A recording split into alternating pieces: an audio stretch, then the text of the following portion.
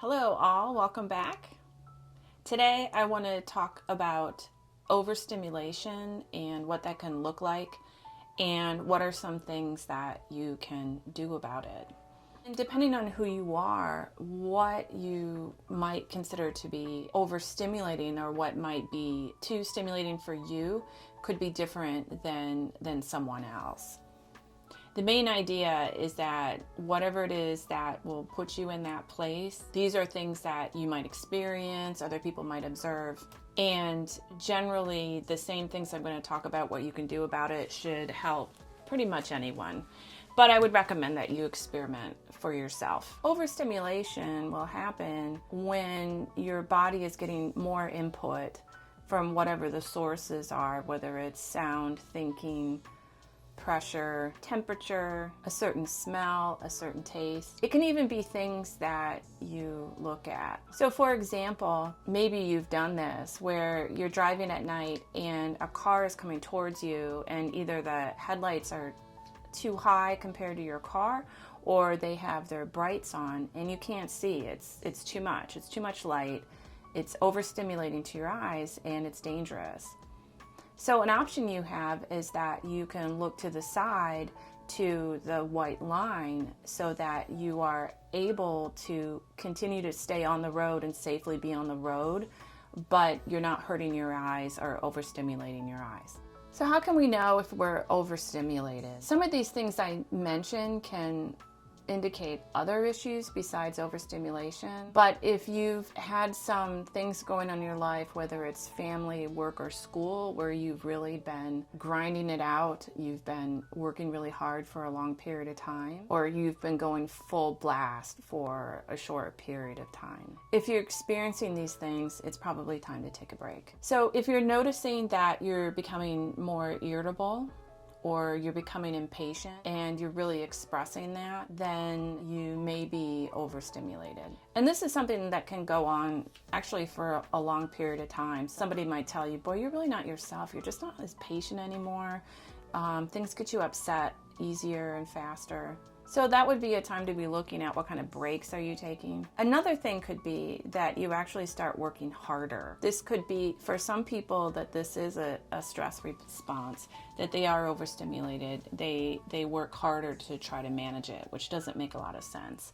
And it actually can lead to the next thing I'm going to talk about that could be a sign of overstimulation is that you could start procrastinating. You could be putting things off. You could be starting to feel lazy and not doing things. And then this can lead to more things like doing more distracting type things like watching TV, watching YouTube videos. Some people might do things like start drinking, and sometimes it's the addition of prescription drugs, and I'm going to put medical marijuana in that category. I'm seeing more and more of that people are using that to manage their stress. So although our society today is built around that we have to be doing a lot of stuff for long periods of time, we have to be productive, it doesn't seem that our bodies are really built that way. And until we live in this lifestyle for thousands, perhaps millions of years,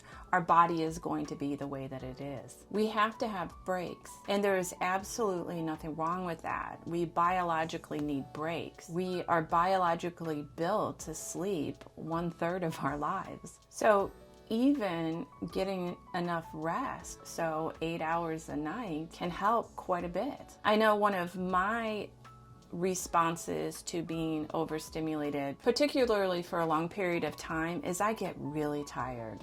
And if I'm going through a very stressful time with work or personal life or whatever it is, I have to go to sleep. My body will not let me stay up. I have to go to sleep. I need that restoration, and my body is helping me to do that by making me sleepy. So it puts a limit on the amount of things that I can do, but it's going to help me to make sure I can get through to the next day. So we push ourselves, and then it starts to affect us physically. This is when our immune system goes down. We tend to get more sicknesses, more colds. It takes an actual physical toll on our body. And some of that is reversible, but sometimes that can be permanent as well. And those permanent changes can really affect our quality of life. My clients that I talk to that struggle with this, it can be hard for them to know when to set limits, to say no to things. They don't always have a good sense of what their limits are or what they believe they have the right to do and say to set these limits. But even if you have a really great support system and have a lot of really great people around you who can help you out, nobody but you lives in your body, and nobody but you really knows what you're experiencing. And the better we get at noticing the signals in our body and what they mean, and honoring those and not pushing through those, or if we do have to push for a period of time, we make sure that we have a period of time where we're also doing the opposite. So if you have a large 3-month period, let's say, of pushing really hard for a project at work, a family issue at school, that it's already built in after that, that you will be doing things to take care of yourself. You will take on less responsibilities. You will say no. Maybe you need to cancel things. And that will go a long way to help you to recuperate. So regardless of what the values of society are, the messages that we're receiving that we should be working harder, you can do this and work harder and work longer and do more things, we can have any value that we want.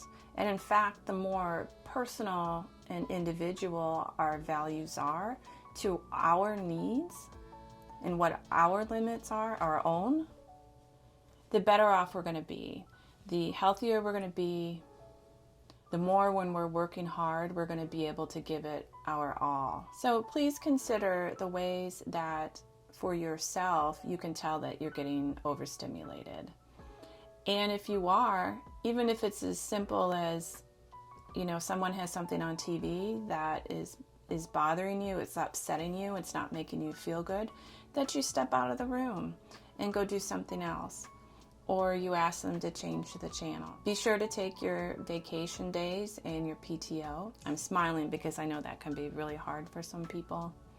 And make sure that the standards that you set for yourself are going to be realistic and ultimately are going to be the best and advantageous to you. And if you try these things, let me know how it goes. I'd really like to hear from you. That's all I have for today. My name is Bethany Brunn. I'm a licensed mental health counselor, and I hope today's video helped you to get back to you. Bye!